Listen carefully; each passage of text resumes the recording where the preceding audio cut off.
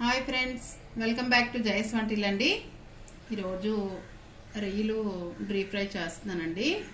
Snack లాగా మనం రొయ్యలు కడిగిసి ఉంచుకున్నామండి. ఇప్పుడు ఇవి ఇలాగా అని చూసారా, ఈ బ్లాక్ ఉంది, ఇది తీసేయాలండి. మనం ఇలా తీస్తే చూసారా అంత ఇలాగ వచ్చిందో. అలా అన్నీ క్లీన్ చేసి పెట్టానండి, మీకు చూపిద్దామని. కావాల్సిన పదార్థాలండి: రొయ్యలు మనం కడిగిసి నీట్గా పెట్టుకున్నామండి.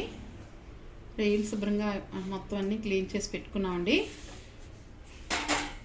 కావాల్సినవి పదార్థాలండి: అల్లం వెల్లుల్లి పేస్ట్ ఒక అర స్పూను, సాల్ట్ అర స్పూన్ అండి, కారం అర స్పూను, పసుపు పావు స్పూను, గరం మసాలా కొద్దిగా వేస్తున్నామండి. పావు స్పూన్కి కొద్దిగా తక్కువ, ఇంకనా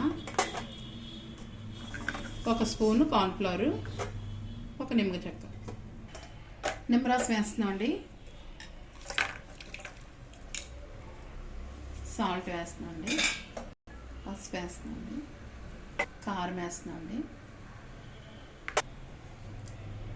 మసాలా హోల్ గరం మసాలా వేసామండి, అల్లం వెల్లుల్లి పేస్ట్ వేస్తామండి.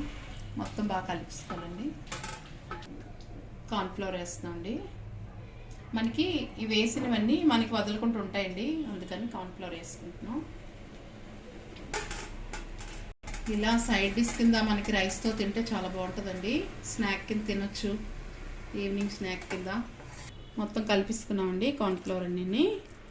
ఆయిల్ పెట్టాం, మరుగుతుంది. ఆయిల్ మరిగిందండి, వేస్తున్నాం. మనకి ఆయిల్ బాగా మరిగాక వేసుకోవాలండి, సిమ్లో పెట్టేసుకోవాలి. వేగిపోయండి, తీసుకుంటున్నాం.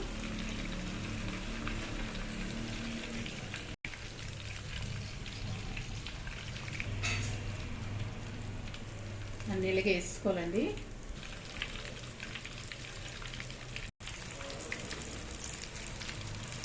అయిపోయండి, తీసుకుంటున్నాం.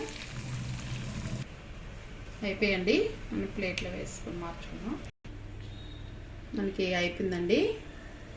ఇప్పుడు స్నాక్ కింద, సైడ్ డిష్ కింద చాలా బాగుంటుందండి. ఒకసారి ట్రై చేయండి ఎలా ఉందో. నచ్చితే లైక్ చేయండి, షేర్ చేయండి, సబ్స్క్రైబ్ చేయండి, కామెంట్స్ పెట్టండి ఎలా ఉందో. బాయ్ ఫ్రెండ్స్, నెక్స్ట్ వీడియో కలుద్దామండి.